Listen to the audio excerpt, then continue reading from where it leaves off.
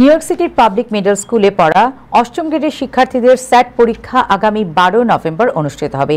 এই পরীক্ষায় উত্তীর্ণরা পরবর্তীতে নিউ ইয়র্কের নটি স্পেশালাইজড হাই স্কুলে পড়াশোনার সুযোগ পাবে। পরীক্ষার্থীদের সচেতনতার লক্ষ্যে মামুনস টিউটোরিয়াল প্যারেন্ট টিচার কনফারেন্সের আয়োজন করেছে। বিস্তারিত রিপোর্টে।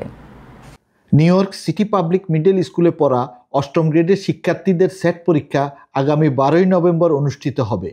এই পরীক্ষার সর্বোচ্চ নম্বরে উত্তীর্ণরা পরবর্তীতে নিউ ইয়র্কের 9টি স্পেশালাইজড হাই স্কুলে পড়াশোনার সুযোগ পাবে। পরীক্ষার্থীদের সচেতনতার লক্ষ্যে শনিবার সন্ধ্যায় মামুনস টিউটোরিয়ালের জ্যাকসন হাইট শাখায় এক প্যারেন্টস টিচার কনফারেন্সের আয়োজন করা হয়। মামুন ভাই এবং মিস্টার স্কট ওদেরকে প্রচুর হেল্প করতেছে।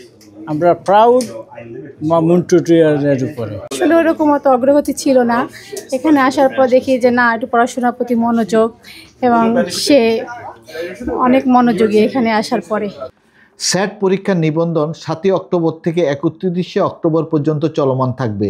ইংরেজি ল্যাঙ্গুয়েজ, আর্টস, ELA এবং ম্যাথের 2 অংশে 114টি প্রশ্নের উপর 700 পয়েন্টের পরীক্ষা 3 ঘন্টা স্থায়ী হবে বলে কনফারেন্সে মামুন টিউটোরিয়ালের কর্ণধার শেখ আল মামুন জানান।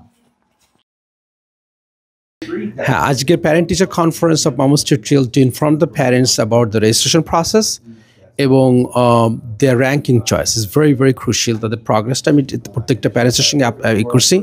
আপনার বাচ্চার যদি স্কোর ধরেন ব্রং সায়েন্সে থাকে, তখন ব্রং সায়েন্সেরটাই 1 নম্বর দেওয়া উচিত। না হলে তখন একটা বাচ্চা কিন্তু ব্রং সায়েন্সের স্কোর থাকা সত্ত্বেও যদি আপনি ভুল করে স্টাইতে যান, তখন আপনার স্টাইতেও চান্স পাবে না, ব্রং সায়েন্সেও চান্স পাবে না।